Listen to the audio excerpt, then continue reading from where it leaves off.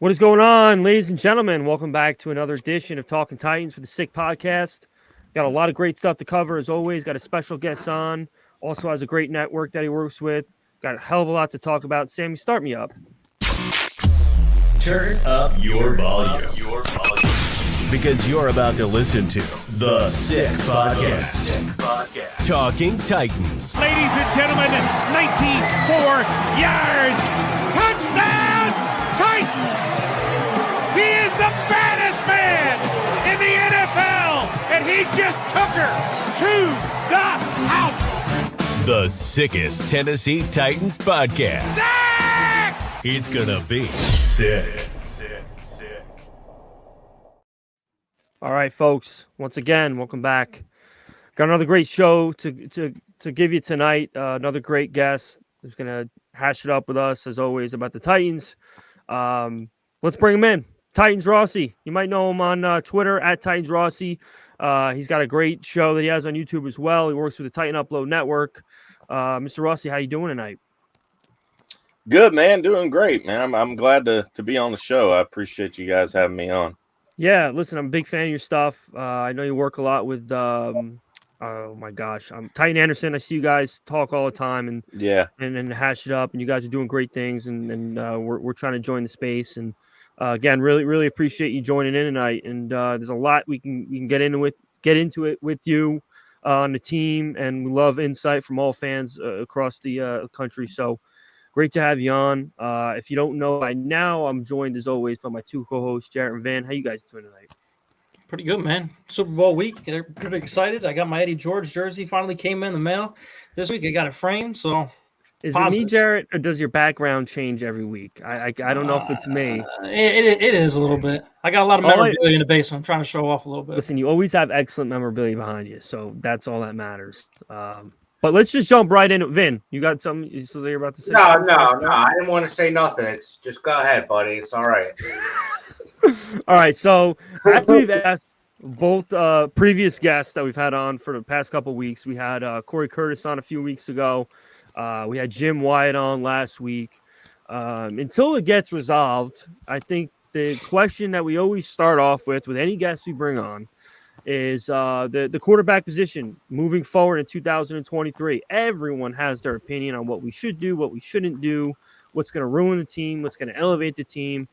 Mr. Rossi, we'll give you the floor as far as what your thoughts are on where this team should move forward with their quarterback moving in 2023. If you were the general manager, what would you do? I mean, if I was the GM, it all depends on what they're trying to do as a team. I mean, what I read the other day, somebody had posted, I think it was on Jim Wyatt's Twitter story about how they might not even re-sign Nate Davis. So, I mean, if they're talking about retooling the whole offensive line, are we talking about a rebuild? Like, are we talking about a legit full-on rebuild? If that's the case, then maybe you go and make a crazy trade and get, move up in the draft or something like that. If you're wanting to retool and you think you're still in that window with Derrick Henry, maybe try and go and get an Aaron Rodgers or somebody like that. But Tannehill to me is just mediocre. Like I like the guy, he's done a lot of great things for our franchise, but you got to have a great supporting cast around him for him to be better than good. You know what I mean? And I just don't. I think if you're going to stick with Tannehill, we're just going to kind of see the same results. We might get into the playoffs. I don't think it's going to.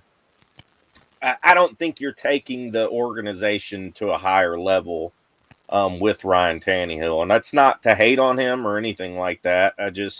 That's just how I think about it. And if I was the GM, I would be, I don't know, man. I would be looking at all options. I mean, I would be looking at Rodgers. I would be looking at trading up. If the opportunity is now and you think it's now, then maybe try it out if you can afford it. That's a great answer. Yeah, to me, like there's only three options at quarterback for us really in 2023.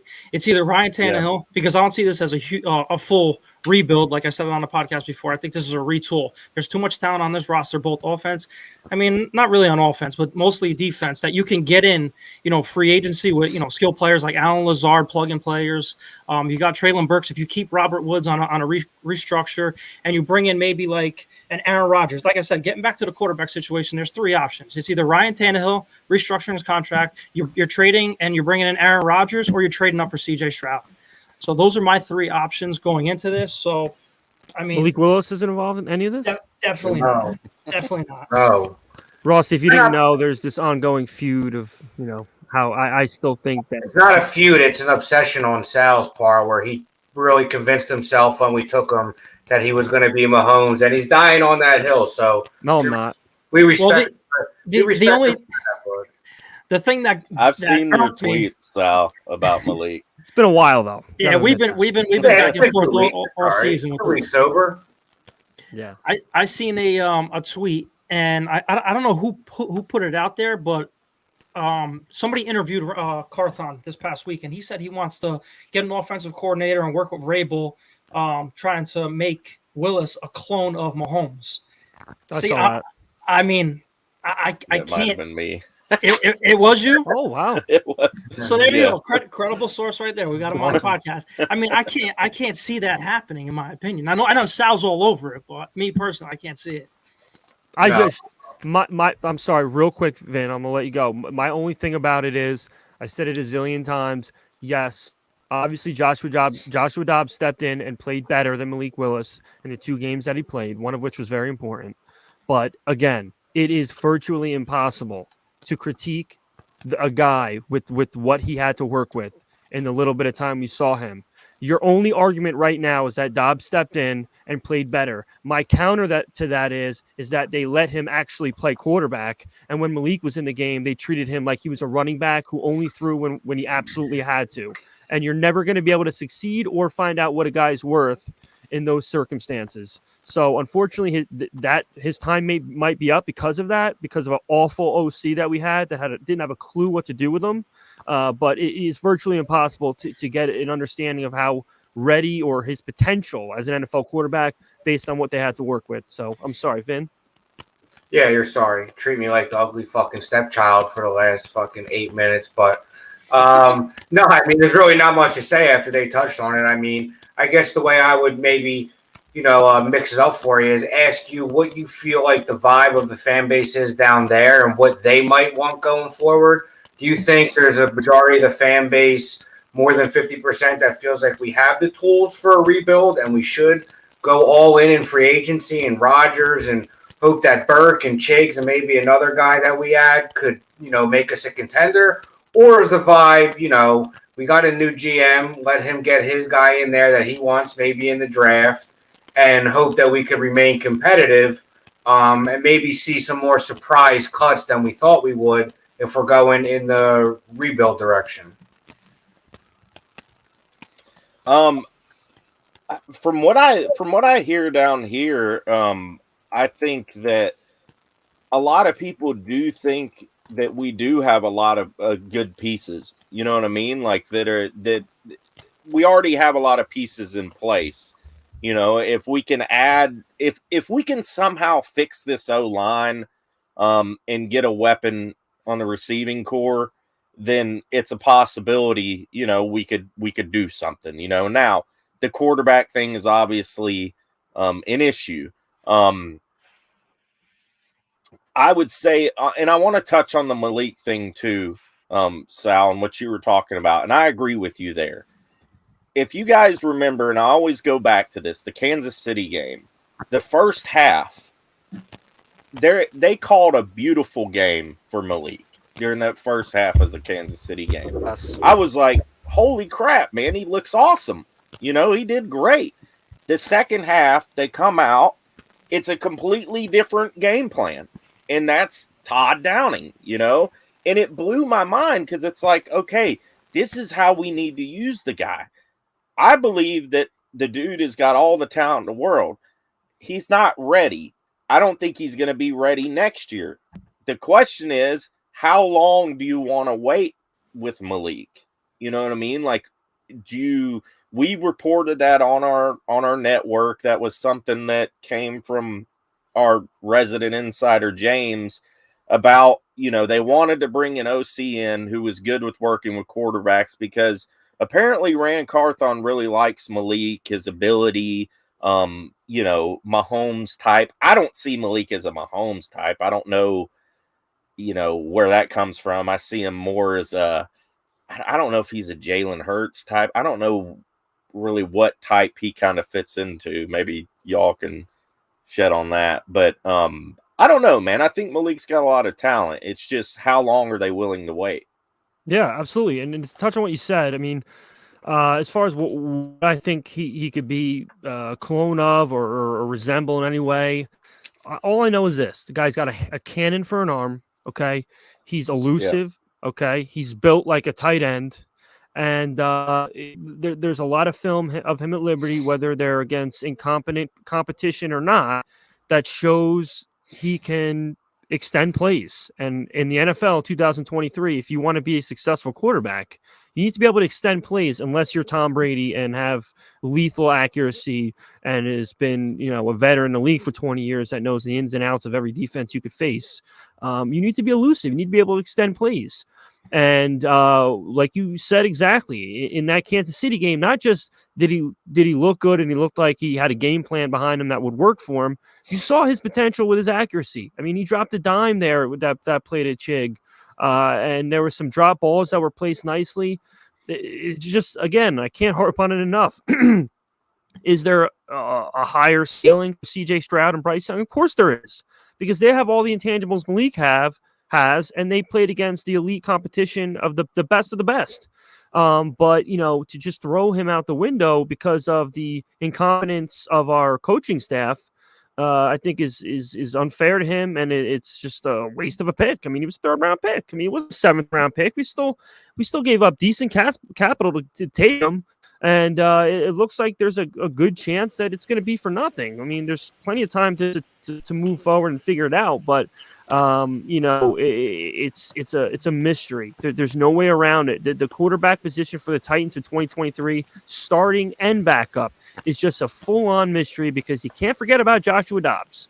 You really can't. I mean, the kid came in and did some really good things, and you can make an argument that if you had even an average offensive line in that game against Jacksonville, we're going to the playoffs, and we might have made some noise. I've said it a zillion times. Rossi, I think you'll agree. In that first half of that game against Jacksonville, he looked as good as any Ryan Tannehill performance of my memory. In that first half, he was elusive, he was accurate, he was extending plays, and then the offensive line decided to just be abysmal in the second half, and 2 turnovers that cost them the game.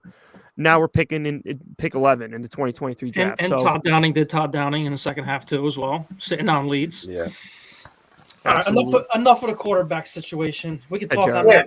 I think no, go ahead. I think the quarterback room could look exactly the same. As much as we might be praying for Rodgers or CJ Stroud, it could be these same 3 quarterbacks that they just want to see if they can get anything more out of Tannehill, and if not, is Malik ready, and let him battle it out with Dobbs for the 2 spot. So we might be hoping for Rodgers or Stroud or Young, but I think there's just as good a chance we end up with the same quarterback room next year. Yeah, with a lesser pay cut. I mean, definitely a pay cut for Ryan Tannehill. But switch things up. Cut that 1 in half. But, to switch things up from the quarterback spot, Ross, there's obviously a need at skill positions on the offense. So if you were to target somebody, whether it be via trade or via free agency, who would be some of these guys, whether it be on the line or wide receivers, or even like tight ends now that Gesicki and Dalton Schultz is available? Who would you target to help this offense exceed, their expectations in 2023? As far as tight ends, I wouldn't mind keeping Hooper if we could, or re-signing him. I really like what we did with Hooper and Chig. I think with the right coordinator, you're looking at a pretty good, 1-2 punch. I don't know if they like Hooper's blocking ability or not. I don't know. Chig seems to be a pretty capable blocker. I mean, hell, they were using him as a fullback, so they must have thought pretty highly of him there. As far as receivers in the free agent market, there's not many like big name receivers out there. I want to say I'd have to go back and look at the list, but it's nobody that's like game changing. Yeah. I think this year you could get a good receiver, like a number 2 guy, even maybe in the second round. You got guys like Jalen Hyatt. You got the kid from who's the other kid for, I think, Southern Methodist or something. I can't remember his name, but there's quite a few receivers who are going to drop like in that second and third round that you could if you pick the right guy, because in the first round, obviously you're going to have to go tackle. I mean, if you're not trading up, you got to go tackle. Absolutely. Like, no doubt about it. If there's the Strastonsky or whatever his name is, or Paris Johnson, if one of those guys are available at 11, you got to pick one. I just don't see any possible other solution. But yeah, I mean, that number 2 spot's going to be crucial, and there's no way. I mean, Robert Woods, they're not bringing him back. I don't think they can't. Are. Yeah, I can't imagine either, and a lot of people are shocked by that. But he's making $14 million next year, and the production wasn't even remotely close to that. And if you go back and watch his film in depth, he had an incredibly difficult time creating separation, and on a team with already a bad offensive line as it is, when your receivers can't get separation, you're just digging yourself into a deeper hole. So it's definitely an intriguing question mark as far as the wide receiver group moving forward.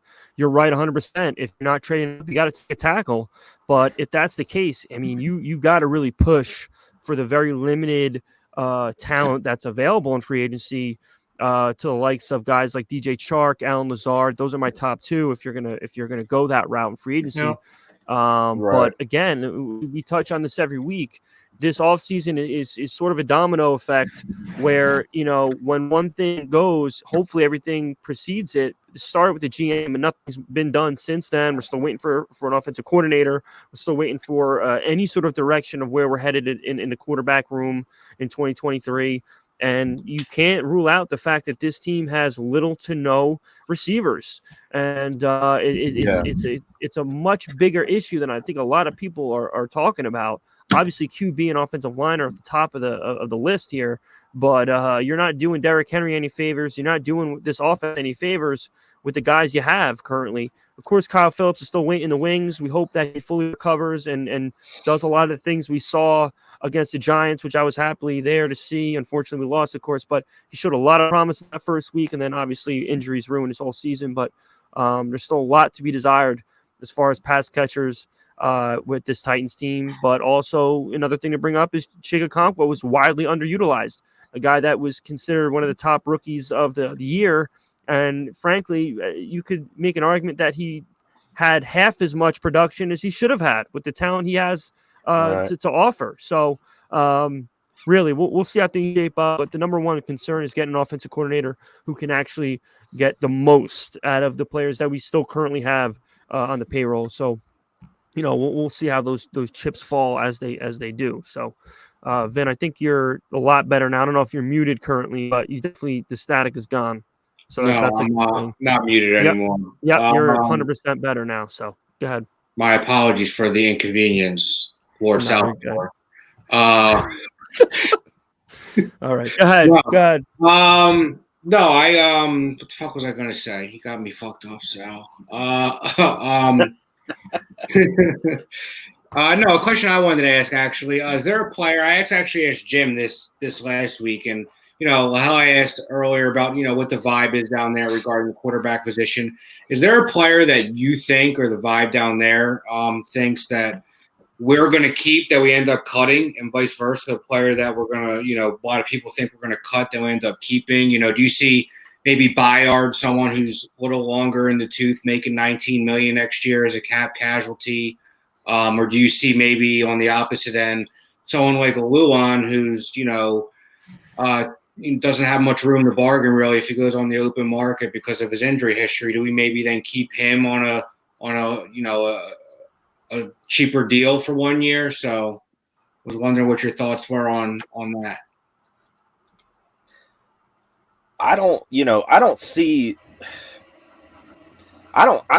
them doing anything with Byard. I mean, maybe restructuring or something. I just feel like Byard's a lifer at this point. I mean, he's like a spokesperson of the team. It would be very shocking if they release Byard or something like that. That would be extremely shocking. That's why Sal got blocked.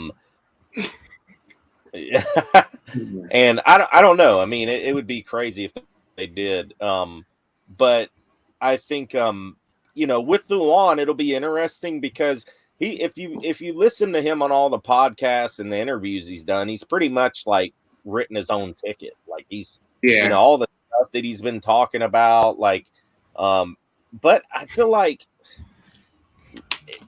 you're so desperate on the offensive line. And it also depends on what they want to do. If they're not planning on drafting a tackle and they're moving up in the draft, then I mean, you might want to look at seeing, hey, Luan, will you take this team-friendly deal? Because I don't think anybody – I mean, there would be one team across the league that would probably give Luan some stupid deal. You know what I mean? Like, yeah, it only takes one team. Yeah, there might be one team that gives him like some dumb deal, that's crazy high for where he's at in his career. But I mean, I honestly would love to give Luan another shot. That's just, I mean, Yeah, but like, how can you though? 2 out of 3 years ACLs. I mean, he's not healthy. Right. I mean, not as a starter though. I don't know. I think you got to bring in somebody though. But see, that's difficult though, because then if you're not bringing them back as a starter, then what are you paying them for? Yeah. Another thing you got to think about too. Last week too, he might call it quits. He's lost a lot of weight. He's making probably money hand over fist with the podcast. So who knows if he wants to even keep playing? He's had a history of injuries, concussions as well. I remember he got knocked out on the field not last year, the year before that, I believe. I mean, I was just wondering if there's a player out there that's going to be a surprise one way or another. We keep or we cut. I've heard a few people say that they might David Long, maybe Robert Woods, maybe on a team friendly deal. If you could slice his $12 million in half, maybe. So, yeah, David Long's that's a great choice too. I don't know what his contract looks like. I think he might have one more year left. He's the same with Simmons. Yeah. So they would. Yeah. So he's got 1 year left, and then they could figure out what to do with him. Just to touch on or add to your point, on Luan, which we brought up last week, I believe. Listen, if there's anything we found out about or about the league from watching the Titans, it ain't easy finding a left tackle that is even average, let alone as bad as what we've seen. So. The one thing with Luan is he's got 1 year left. So if you want to move some money around, you're going to have to add another year. Otherwise, you got to give him what's owed to him this year. That's the only way it works. So, you got to leave that up to Rand. If he could figure that out, you almost got to commit to him for another year on top of 2023 if you want to keep him on the payroll at a limited number. So that's something that they'll have to work out. I personally, each day that passes, think they should legitimately try to keep him. Because if they can work something out, he can make a little bit less than he's making now. That changes a lot because then you might not have to spend as many picks on offensive line. You might be able to. It might be a little bit more alleviating when you're trying to move up. Well, one scenario here is what I was thinking about this past weekend is. We have a GM now that came from San Francisco. They have a right tackle that's available in free agency right now. If they go after, I forgot his name, Mike. What's his name? You guys know? Mike, whatever. He's the right tackle. That's a free agency. So why don't you bump MPF over to left, and there's your left tackle. Yeah, McGlinchey, and you have your right tackle. So you're not even worried about that in the draft if you really do believe in MPF. At his natural position, I think was left tackle. Another thing you got to think about too is listen. Dylan Radunes is a left tackle. They just decided to try him out at right, and it didn't work out. Yeah. And he's still under contract, I believe, another year. Yeah. So, Oh, yeah. you know, that's another option too. The bottom line is that you have to figure it out. There is no way around it. You not only, in my opinion, you have to put all your eggs in the basket of the offensive line, no matter how it has to happen, whether it be through free agency or off or the draft. You can't leave any question marks to the offensive line. You need to make sure you have guys that you are positive are competent at their position, so we don't have to see another Dennis Daly again. Because really, I mean, the nightmares that this fan base has had with this guy is absurd, and it's just not fair to any of us. It's not fair to Derrick Henry. It's not fair to whoever the hell is behind center as a quarterback with these incompetent, offensive linemen who are playing out of position, don't know what they're doing, don't know what the play calls are. It's embarrassing. So we'll leave that up to Vrabel and Carthon as far as finding the right pieces for the job in 2023. But it's got to be. We need to see a major improvement across the board from left tackle to right tackle, or nothing's going to matter. And that's what we found out this year. Nothing's going to. It doesn't matter how competent your defense is. Doesn't matter how good Derrick Henry is. If your offensive line is a trash garbage, you're going nowhere. So we'll leave that up to the higher ups to figure out. But it's a slippery, scary slope that we're staring in the eyes right now, because it couldn't get much worse than it did last year. So who knows what happens with Ben Jones? I mean, he might retire. Yeah, I mean, so there you go. If they don't bring back Nate Davis, you got a whole new line. I mean, you're looking at replacing 4 offensive linemen. Now, I don't know why you wouldn't. I would think you would want to try and bring back Davis. I mean, I feel like he was decent. I mean, solid. He might get more money than they're willing to pay him, though. That's the thing. Because, he wasn't a Pro Bowler by any stretch, but he was pretty decent. And, it's tough in the market that we're in now. A team offers this guy an extra $2 million a year, and I don't think he could give a flying shit. He'll leave it, in a heartbeat. So, again, going back to the dominoes, one's got to start falling, and then hopefully the rest go, and we start getting answers each week that passes. But there's a lot of question marks, and we haven't gotten a single one outside of the GM. So, it's good and bad. It's good. We're going to have a ton to talk about as the offseason progresses. It's bad because, we're already almost a month out of the last Titan game, and we haven't gotten one damn answer as far as what we're looking at in 2023. So, speaking of dominoes, you said you got insiders in the network and everything. Do you have any insight what's going on with the offensive coordinator opening, with the O-line coach still open? Are they waiting for Bieniemy or Nagy or anything on that news front?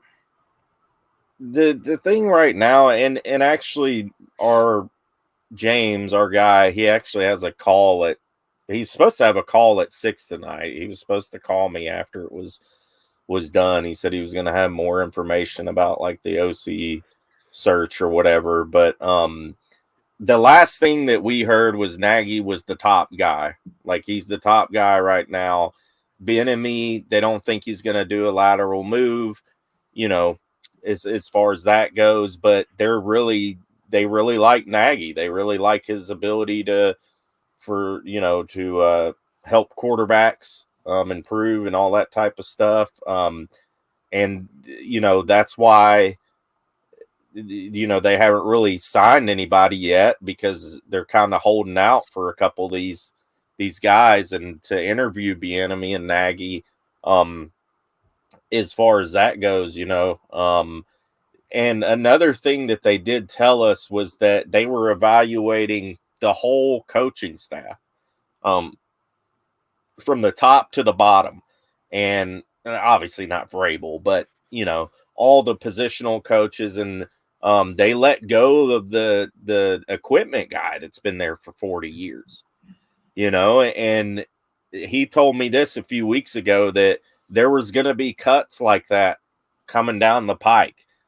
You might hear a weird obscure position coach get cut, or something like the equipment guy or something like that. He said they're evaluating the whole staff too. So which is crazy because the guy was there for 40 years. So, I mean, what the hell did he do to Couldn't to even get let fired as an after equipment 40 manager. fucking years? Yeah. You know, poor Especially guy, when you know. when you got the trainer that's still on the payroll, who you could argue is a big culprit as Yeah. far as the issues this team's having, considering nobody can stay healthy to save their life. And this guy's main Yeah. job is to keep these guys as physically fit as possible.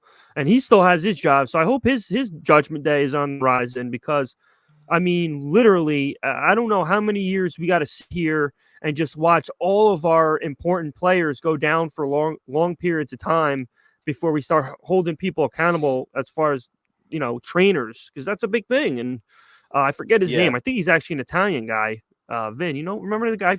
I'm drawing a blank what his name is. I'm I looking know, at his face. I know. I'm pretty sure he's Italian too. I think the equipment manager was as well. A lot of the Goombas are dropping like flies. Yeah. But yeah, I mean, listen, you hope that they shake things up after the way they fell apart. I mean, why not? I mean, he's going to bring in his guys, and I do think they're waiting on Nagy. I think he got the raw end of the deal at the end of his stint in Chicago, but you got to keep in mind he also went to the playoffs with Mitch Trubisky and coached a pretty good team. So, I think this is his way to maybe get to another head coaching job where if he can turn an offense that was once great 2 years ago that went to shit, turn that back around for a couple years, I think that's his best chance of getting a head coaching job again. So I think they're waiting on Nagy, and I would love to see it, So that was actually going to be my question, Jared. So Sorry. No, don't apologize. It's all right. Rossi, is there a candidate that's at the top of your list if you had your way, or do you I mean, it can't get worse, but is there anybody that you would personally pick over another if you had your chance? Honestly, at this point, I really like Nagy. I would love to see him as our offensive coordinator. There's a guy, and I was trying to remember his name while we were talking about. I want to say it's like Logan something, maybe. I'm trying to think of his name, but there's another guy. I don't know if it's Atlanta or something. Man, I'd have to look him up. That's the quarterback coach for Atlanta? Possibly, yeah. And he's got a resume, pretty good resume. I looked him up and kind of what he had done in the league and stuff, and I really liked what he brought to the table too. But I really like Nagy, man. I do. I think he's a guy you can bring in if you're looking for a guy to coach up Malik, to kind of get the best out of Tannehill. If you're planning on keeping Tannehill, I mean, bring in a guy like that. Why not? I mean, it couldn't be worse than freaking Todd Downing. It couldn't. Absolutely Nobody not. Could be worse than him, right? I mean, it's not possible. Was it Charles London you were talking about?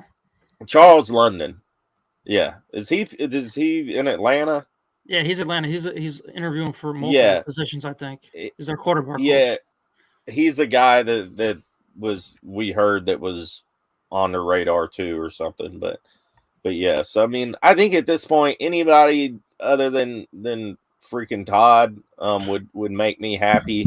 Tim Kelly over Todd would make me happy, even though I hope they don't go inside. I hope they don't keep Kelly on as their, because if Tim Kelly was the passing game coordinator, I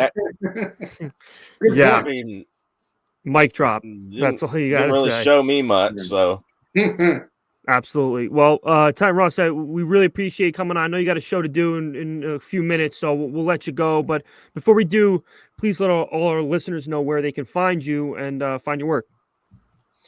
Yeah, man. Thank you guys so much for having me on, man.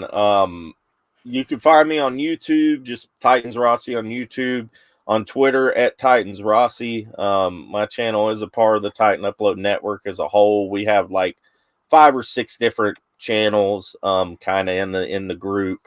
We have a Facebook page, Titan Upload Network. You can go join that.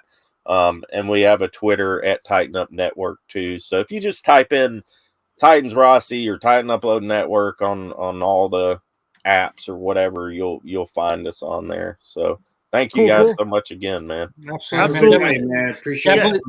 Definitely gonna be checking out that turf specialist that's coming on the show in hopefully a couple weeks from you. So wait, Rossi, who's got the thickest Jersey accent out of the three of us? Who do you think?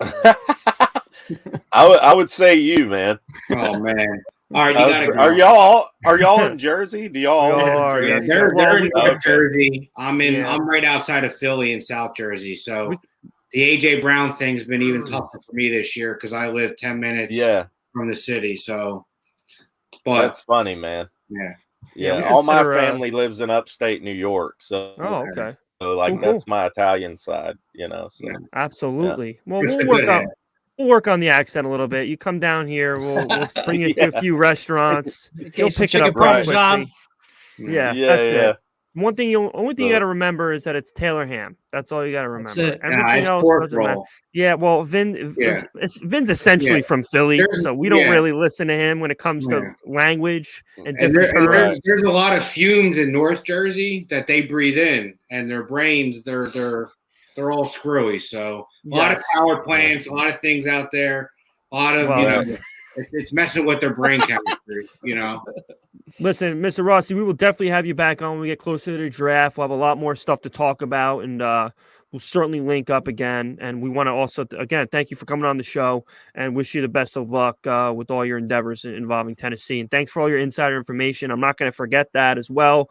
You put a lot of info out, take a lot of heat, and a lot of it comes true. So, we appreciate all that you offered to the fan base through all your accounts. So thanks very much for coming on, and we will definitely catch you on the flip, brother. Take it easy, Mike. Guys. Take care, Mike. Yes, sir. Titan Rossi joining us, member of the Titan Upload Network, friend of the show. Hopefully have him on soon to talk cool more. Ass guy, man. Very cool guy. Very, very down cool to earth. Guy. What's that? So very down to earth. He's very down to earth. And listen, he takes a lot of heat, says a lot of stuff on social media, a lot of news that people are like, oh, you're wrong. And sure enough, it comes true. He talked about Brady a month ago, about him ready to hang it up. And sure enough, that comes true. That's why I asked about that OC position, because I seen him saying something about Nagy, but I wanted him to say it out on the podcast and say, hey, listen, we got a viable source, it's for good the to organization. Hear. Listen, absolutely. Nagy's my top guy if I had my choice. Like you said, I mean, he went to a playoff game with fucking Mitch Trubisky. Should have won, right? Double doink. Who knows what could have happened from there? But he's a quarterback guy. And listen, bottom line is there's a good chance that we could move forward in 2023 with a quarterback that has little to no experience.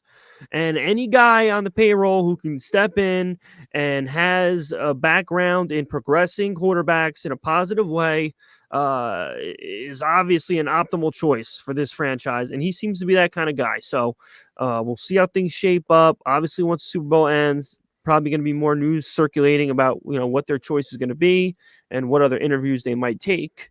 But we'll see how things transpire. So moving forward from that, let's first do our weekly segment where we talk about Titans quarterbacks 2023. We have the prompt coming up. Once again, I just can't fathom how these fans forget about the money. I had someone talk to me today about the reason they chose this guy is because the money's not. Fuck the money.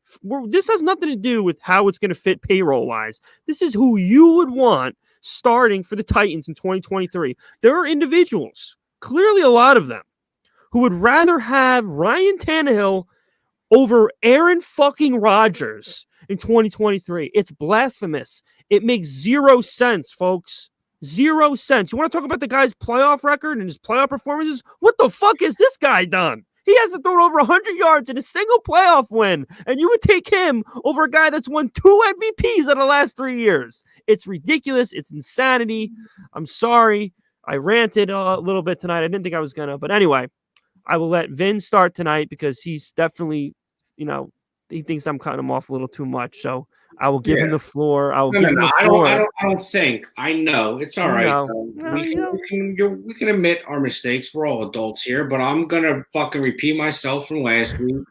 And, Tannehill's just got to go. I've seen enough of him. We know what his ceiling is, and I don't think there's enough talent around him at the moment or enough talent on the free agent market that we could bring in and surround him with to make him the quarterback he was under Art Smith. I just don't think it's feasible. I would rather almost not to – no, I'm not even going to say it and give Sal the satisfaction, but I don't want him as our quarterback. There's a lot of other players I would rather see than him. He's got to go. Even if he wants to cut his figure in half, and go for 14, 15 million. I think his time as a Titan is done. Like Rossi said, we're thankful for what he did for our organization. We haven't been to a title game in a long time, I believe, since we played the Raiders in the early 2000s. You're talking about the Super Bowl title game we played KC a couple of years ago. No, that's what I'm saying. We haven't been to a title game since before that KC game. We haven't been to one until I think we played the Raiders in 02 or 03, the year they lost to the Bucks. Yeah. But his time is up. We're thankful for his services, but I think there's a few moves you got to make. Even though I did say the quarterback room could look the same, if it was up to me, it wouldn't. He would not be there. So, not to sound redundant after last week, but that's how I feel. So this is your first time picking Tannehill? You haven't picked him yet? No, I picked him last week as well. Okay. I'm pretty sure I did. All right, because it doesn't matter at all. But okay, that's good because then I can reiterate again and say him again. So I'm glad you did. Jared, you have the floor. I mean, if we're going by the fans instead of us now, because obviously the graphics up and we're just going with what the fans are saying, I don't understand how Aaron Rodgers is off this list, and the bottom two still, Lamar Jackson. You can call me crazy all you guys want. Lamar Jackson and Ryan Tannehill are not X'd out because, like I said before, there's only 3 quarterbacks that are going to be for this team next year. It's going to be Ryan Tannehill. In my personal opinion, I am picking C.J. Stroud over Bryce Young and Aaron Rodgers. Those are the only 3. So if I were to X one of these guys out, obviously Tannehill's gone in my book, and so is Lamar Jackson. I'm going Bryce Young. I think he's undersized. Yeah, he's a great talent, but my pick obviously would be C.J. Stroud over Bryce Young. Yeah, I don't think that's I think that's fair as all hell. I mean, I already did my little rant about how you're out of your mind thinking Tannehill is going to progress the team further than Aaron Rodgers. And listen, it's a pipe dream. Aaron Rodgers likely is not coming to Tennessee. Stranger things have happened, but it's very unlikely. But it's still just a point. It's the precedent that you should be setting, like how anyone could believe that this guy just is a Super Bowl champion. Let's not forget that, okay? Yeah, he doesn't have 7 rings like Brady, but he's got 1, and he's arguably the most talented quarterback in the National Football League. Still, yeah, Mahomes is still the top dog. The things he does are unprecedented, but Aaron Rodgers is just an absolute sniper. He's best arm talent of our generation. Pure absolutely arm talent. You can't Peyton, Rodgers, Mahomes is, up there, but of our generation, got to be Rodgers. Yeah, and another thing too, he's a lot more mobile than a lot of people realize. He really is. He can evade sacks. He's nimble for his age, whatever he is, 36, 37 now. He's 38 or 39. 38, 39. Well, he still moves around. He's 39. He's 39. I think he's be 40 this upcoming season. By the way, Sammy, I love that you finally made us full screen. I love this. I love looking at these 2 handsome Italian gentlemen to my right, more up close. So let's keep that rolling, moving forward. But yeah, so we'll see. We'll see what happens. Hopefully, people come to their senses for this next round. I mean, there is nobody left on that list. I don't even care now. I don't want to hear just picking Tannehill over Stroud or Bryce Young. These guys are elite prospects. And have such high ceilings that it would be absurd for you to say, all right, let's take the guy who can't throw over 100 yards in a playoff win over these 2 guys who are showstoppers at their position and played at the highest level of college football 5 minutes ago and succeeded. So we'll see how things shape up. I still think he's going to be there next round, but we'll see. There's already like 90 votes. So I really want to see if Ron Carthon hangs his nuts and gets like a CJ Stroud or a Bryce Young in the draft, because that's going to make some noise moving up over your division rivals to get your quarterback. Yeah, there's so many things leading to us, whether it be Trey Lance, the 2 quarterbacks to move up, Ryan Tannehill, Aaron Rodgers, who knows, Jimmy Garoppolo, but all those. There's so much in play this offseason. I just can't wait for it to all unfold. Well, what we're waiting for is the first domino to drop, because what we do first, whether it's O-line and if we re-sign Luan at a discount, then it's like, okay, now we're probably not going tackle. Do we go receiver, the kid from TCU, or do we go up and get our quarterback because now we have our 2 tackles? So it's waiting for that first domino to fall to see where the rest end up, I honestly love the way what I was talking about before, moving MPF over and going to get McClinchy. I would love that because then you have that option to what you're going to do in the draft. Did he play left tackle at Ohio State? I'm pretty sure he did. Okay. We got Sammy. Can you look that up and verify that for us? Yeah. Because I'm sure he did. It's not the easiest thing to switch from right to left and vice versa because your footwork is complete opposite. Yeah. So, unless he has experience there, I don't think he could just flip it on overnight. But, I'm pretty sure he did. Well, listen, what I wanted to ask too, Rossi, I forgot. Do you think, because we're talking about Nate Davis, and I would like to keep him, and I wouldn't assume the franchise tag could be too expensive for a guard. I wonder if there's any chance we franchise maybe someone like him to keep some continuity within the line, But I thought you couldn't franchise a guy unless he's a free agent, so we could franchise him. I thought you could only franchise first round picks. That's not true? No. I must franchise anybody. I thought there was some limitations to who you can franchise. Yeah, well, like I said, there's something in the air in North Jersey. It's got you all this fucking this ball breaker. I'm gonna send you a new mic with a fucking some dynamite in it. All right. Yeah. Put your face on it so I can look at it. I'm gonna send you a Malik Willis signed boarding pass. Yeah, all right. So let's do the we have a quiz that we put up on Twitter. Some Titans quiz. It's like a multi-choice question quiz. We want to get your input on it. You can find it on the bio of our Twitter page. We love to hear how much knowledge you guys have. The way some of the people come at me, you would think they should know a lot of these answers. Hopefully, so we'll see how things go with that. But wow, we did 45 minutes as always in a heartbeat. Again, we want to thank Titan Rossi for coming on. Make sure you can go check him out. He has a show on YouTube as well. He's got a great following, does great things, great guests. The guys he works with are awesome. So make sure you check him out. And as always, we'll be back next week. I ask you guys each week if there's anything you want to drop in before we head out for the night, and we're going to tighten up.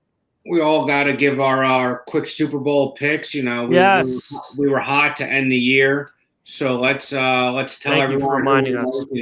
Maybe we can make a little money for our friends out there. Absolutely. Vin, why don't you start us off?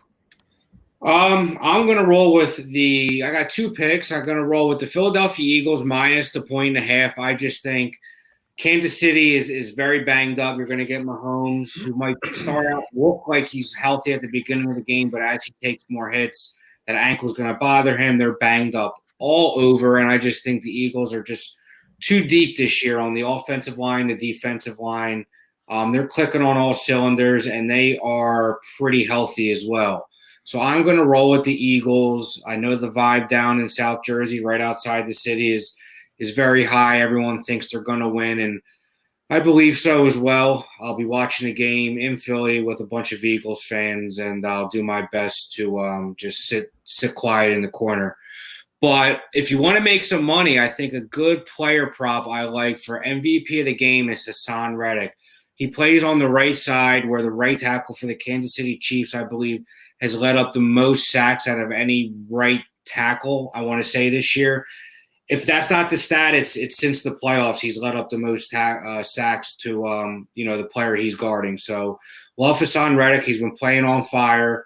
It's a good story as well. He's a local South Jersey guy. He's from Camden, right outside Philly. Big Eagles fan growing up, so I can see him having a few sacks, maybe an interception, strip, fumble, maybe recovery, and I could see him winning the MVP at 30-1. So $100 would bring you back $3,000, and I could buy myself a new microphone if I hit that bet.